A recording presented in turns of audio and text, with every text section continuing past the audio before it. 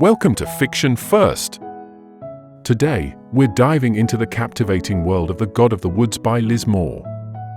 This literary thriller is a complex tale of family secrets, societal corruption, and the weight of generational trauma, all wrapped in a gripping missing persons mystery. Moore, celebrated for her previous bestsellers like Long Bright River, has crafted another masterpiece that delves deep into the intricacies of human relationships and the dark underbelly of wealth and privilege. Let's explore the plot, characters, and themes that make this book a must-read. Plot overview. Setting the scene, a summer morning in 1975.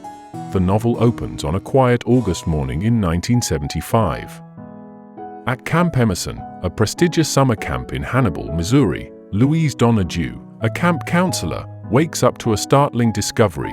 Barbara Van Leer, a 13-year-old camper and member of the powerful Van Leer family, is missing from her bunk. The Van Laars, who own the camp, are a symbol of wealth and power, and Barbara's disappearance immediately sends shockwaves through the community. What's more chilling is that her disappearance echoes a haunting event from 14 years earlier. Her older brother, Peter Bear Van Leer IV, vanished under mysterious circumstances during a similar summer gathering. A complex investigation unfolds. The narrative structure alternates between three timelines: 1950s, 1961, and 1975. This approach allows Liz Moore to weave a rich textile of events, gradually unveiling the secrets of the Van Leer family. In the present timeline of 1975, Louise is consumed by fear and guilt. She had snuck out the night before Barbara's disappearance, leaving her campers unsupervised. She reports the missing girl to the camp director, T.J. Hewitt, who organizes a frantic search and contacts authorities. TJ's connection to the Van Laars runs deep. Her family has served as caretakers of the Van Leer estate for generations, but old tensions simmer beneath the surface. Parallel stories of pain and power. Flashbacks reveal that in the 1950s, Alice, Barbara's mother, married Peter Van Leer III in a socially advantageous but loveless union. Alice's role was to support Peter's rise in high society, a stark reflection of the oppressive expectations placed on women at the time. However, the birth of her first child, Peter IV, affectionately called Bear, brings Alice a brief sense of joy. Despite Peter's cold insistence on leaving parenting to hired help, Alice forms a deep, protective bond with her son. Her world shatters in 1961 when Bear disappears during the annual Blackfly Goodbye party. Peter's father, Peter II, claims that Bear went missing during a hike but places suspicion on Carl Stoddard, a handyman who was the last person to see Bear.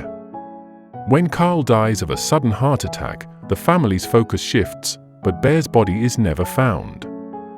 Alice spirals into a deep depression, numbing her pain with pills and alcohol.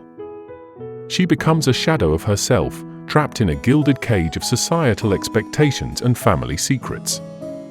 Barbara's rebellion and disappearance. Barbara grows up in the shadow of her brother's absence. Sent to boarding school and neglected by her emotionally distant parents, she develops a rebellious streak, adopting a punk aesthetic that embarrasses her family. At Camp Emerson, Barbara's relationship with her counselor, Louise, is tense. But she forms an unexpected bond with her shy bunkmate, Tracy Jewell.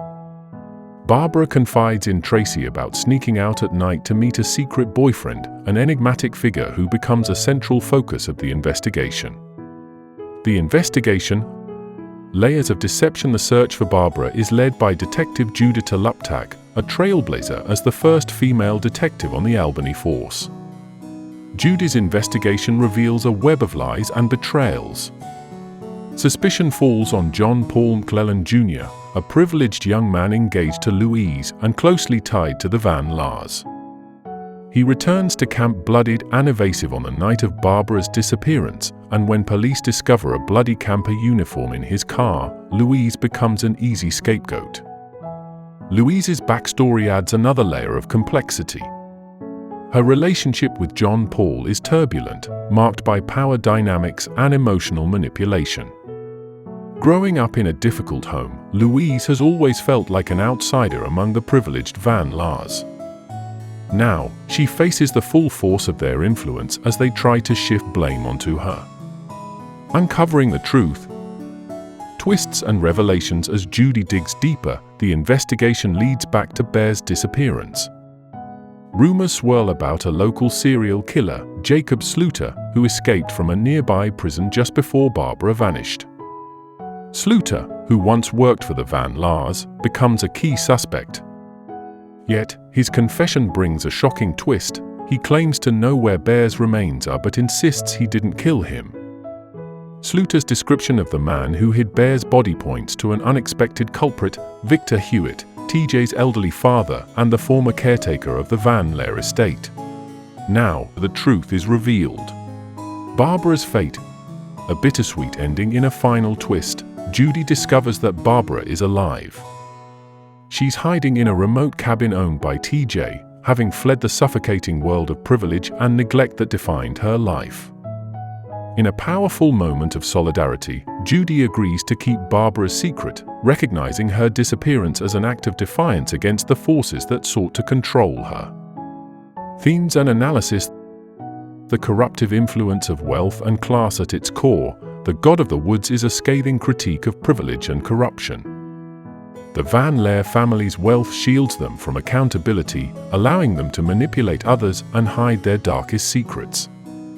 Their treatment of Louise and Carl Stoddard illustrates the dehumanizing effects of class divisions. Moore exposes the moral rot that festers beneath the veneer of respectability, showing how power can corrupt even the closest relationships.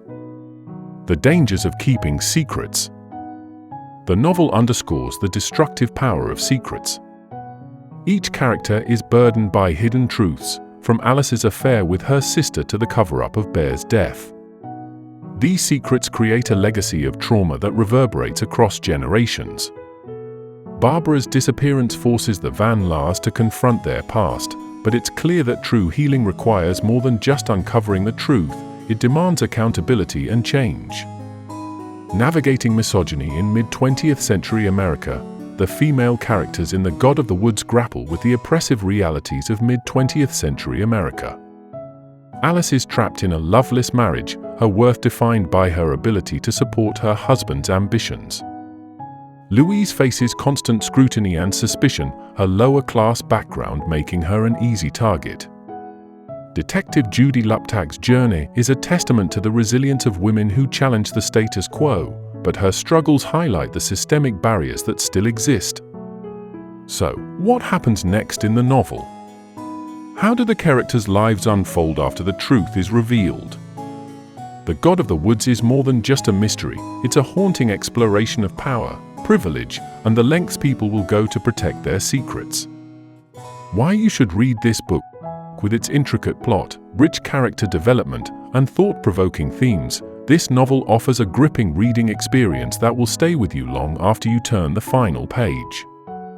With high ratings, 4.4 on Amazon, 4.1 on Goodreads, and 4.4 on Barnes & Noble, this book is captivating readers worldwide.